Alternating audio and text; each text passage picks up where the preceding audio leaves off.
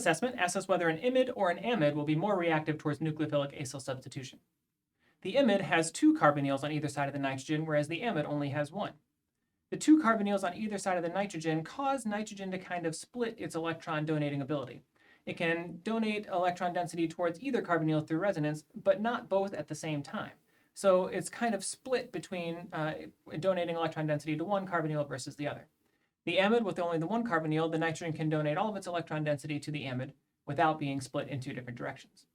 That's important because with the imide, because the electron density is being split in both directions through resonance, neither carbonyl carbon is really fully involved in resonance with the nitrogen. That means the partial positive charge on the zwitterionic resonance contributor for the carbonyl is going to be larger for the imide. Because the carbonyl carbon is more electrophilic, that means the imide will be more reactive towards nucleophilic acyl substitution than an amide will be.